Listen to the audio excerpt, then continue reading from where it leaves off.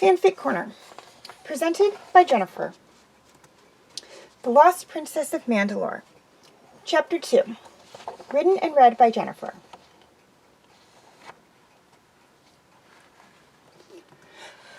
Okay, now before we get started, I'd like to say one thing, and that is if you have not yet seen my video for The Lost Princess of Mandalore, a preface in Chapter 1, I suggest you go and check this out now, as this is a continuation of that story.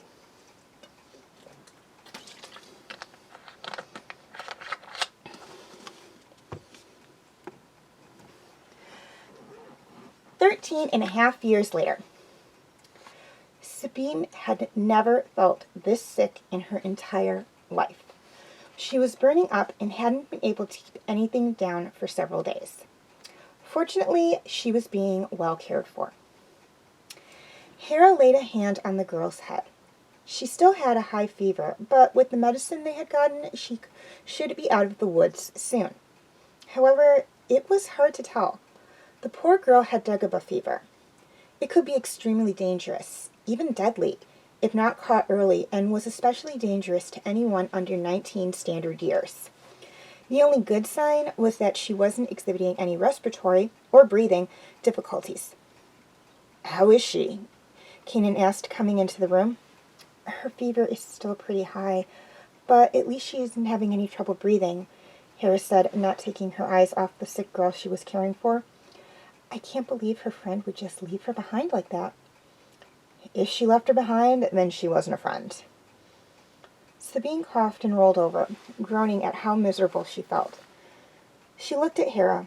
The fever was affecting her vision, making everything blurry, but she could distinctly make out a pair of green eyes.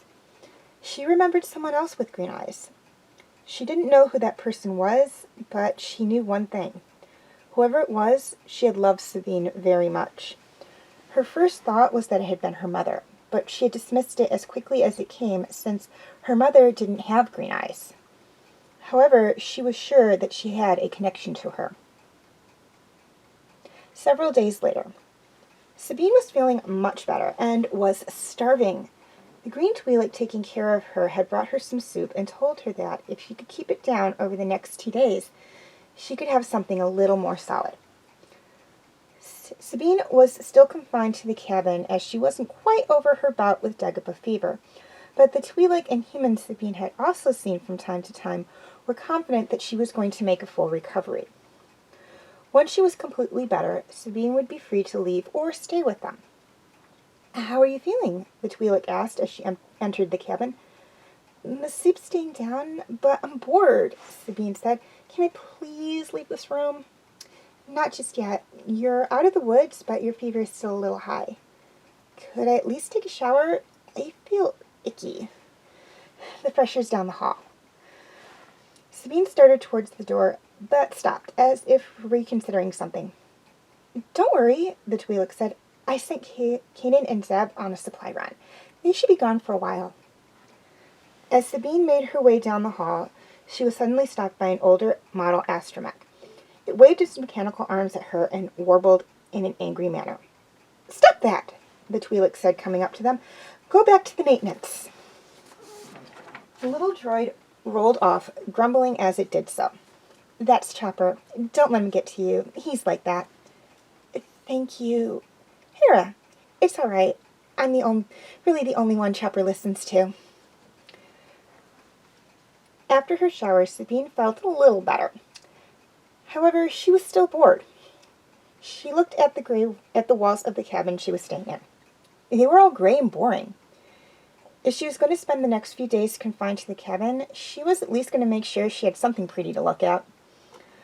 By the time Hera had come to see how Sabine was feeling, the girl had painted the walls purple and was just finishing a yellow symbol for the Mandalore clans. "I told you I was bored," Sabine said. "It's okay," Hera said.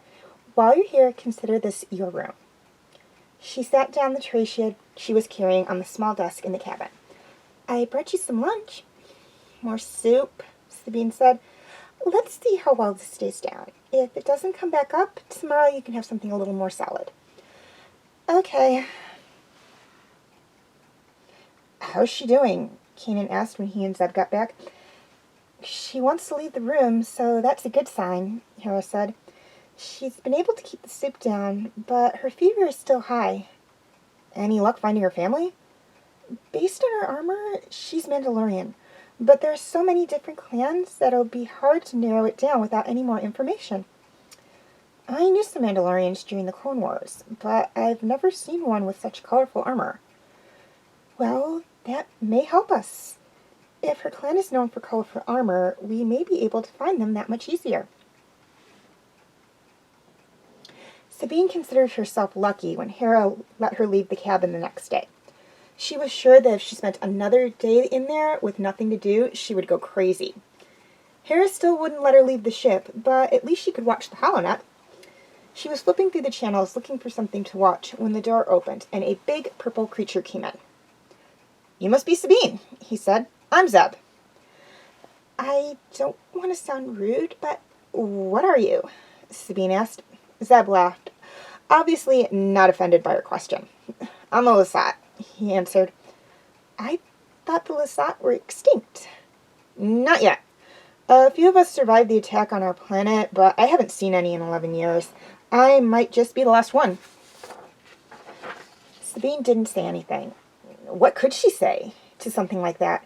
True, she would never see her family again, but that was because they saw her as a traitor to her clan, her house, and the Empire.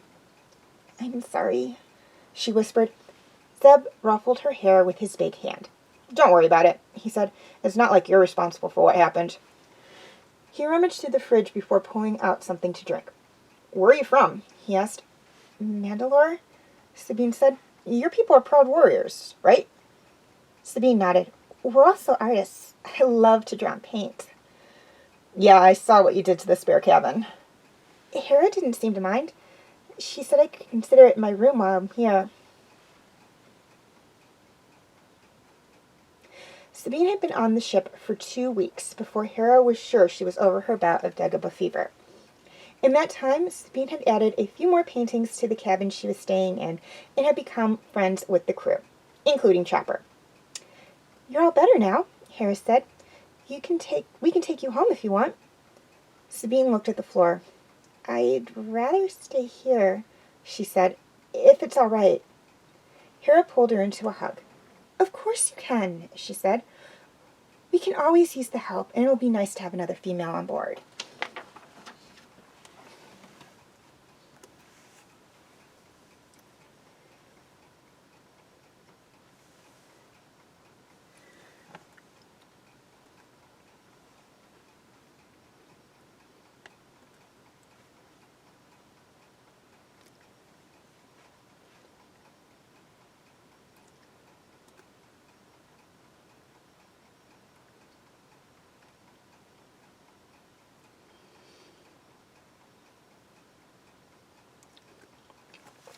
Okay, now before I sign off, I just have one thing I'd like to say, and that is if any of you out there are writers and have a short story or a fanfic you would like me to do a reading on for Fanfic Corner, you can feel free to send it to me at either my Tumblr account or my Facebook page. I will have the links in the description section.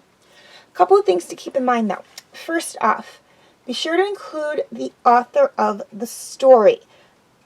If I don't have anyone to credit, I will not do a reading. Second off, if it is long, I will be cutting it up into parts like I do with my fanfics. This is solely due to the fact that my video recorder will only do 30-minute video clips. Thirdly, please keep it clean. Kids may be watching these videos.